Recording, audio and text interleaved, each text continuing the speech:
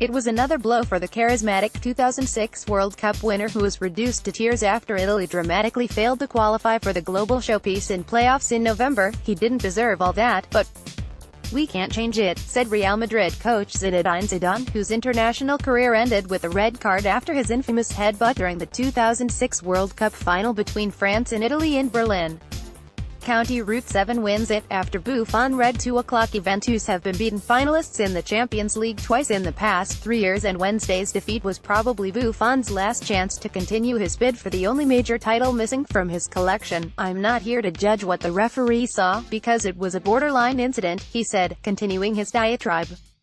Ronaldo's tender Gigi moment 0:31, "All I'll say is that you can't be that cynical in the 93rd minute to shatter the dreams of a team that had given everything it had to give. I've always found it an honor to go up against this team and this club in front of this crowd, but tonight we deserved extra time at the very least." Juventus president Andrea Agnelli said he could understand Buffon's fury and called for the introduction of the use of VAR in the Champions League. "It is already used in the Serie A in Italy." Buffon burned by Zidane words 0:46, "The referee did not understand anything, and tonight the least happy person of all should be him," said Agnelli. Benatia, whose challenge led to the penalty, said, "It's unbelievable that our captain isn't allowed to speak to the referee. The red card was very harsh," but former Juventus legend Alessandro Del Piero said, "When Gigi spoke about the referee, I found it hard to understand. Honestly, all-stars Alessandro Del Piero and Juventus Gianluigi Buffon come together after A-League All-Stars B Juventus match in NZ Stadium." Phil Hilliard source, News Corp Australia. "That's how football is, and you analyze the moment, whether it's nice or ugly. I think in a few days he'll say different things about the referee than what he said." Buffon's dismissal generated a storm back home, with La Stampa, based in Juve's city of Turin, lamenting the beauty of football and its cruelty. "The penalty ruined everything, including Buffon's farewell to the Champions League. The dream was stolen. The achievement cannot be reached. It hurts to go out like this. It hurts badly, very badly," agreed Italian daily Corriere della Sera. "Juventus deserved more, much more, at least extra time. The rage and the pride," was the headline in Gazzetta dello Sport, calling it a night of regrets. "Every referee knows that there are times when whistling has a different weight, and therefore only the most obvious fouls are punished," wrote Gazzetta, claiming that Oliver was not up to the challenge. Italy's Corriere dello Sport newspaper. "What a robbery." Source, Twitter. Tutto Sport's front page. "Not like that." Source, Twitter. La Gazzetta dello Sport. "The rage and the pride." Source, Twitter. Tutto Sport said it was an undeserved ending, just as Buffon doesn't deserve to end his career in Europe with a red card.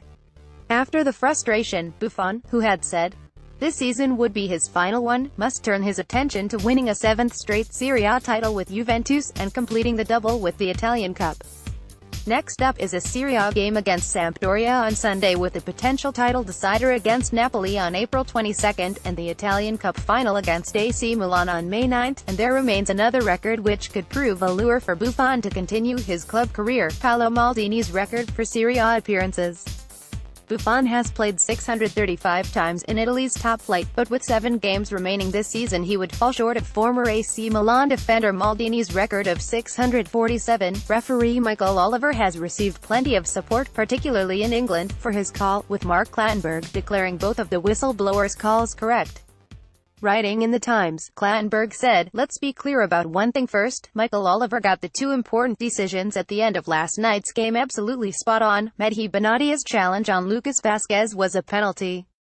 Michael will have seen from his view it was a small push by Benatia, but he will also have had help from the extra assistant referee positioned behind the goal. From his angle, the assistant referee would have seen the foot wrapping around Vazquez's body. Michael did not send the defender off, which suggests that he thought he had made a genuine attempt to get the ball. It's a clumsy foul, but it's still a foul. The decision to send Buffon off is also correct. UEFA are very clear on the subject of mobbing officials. There was clear dissent from Buffon, and what probably made Michael's mind up to send him off was that Buffon confronted him twice.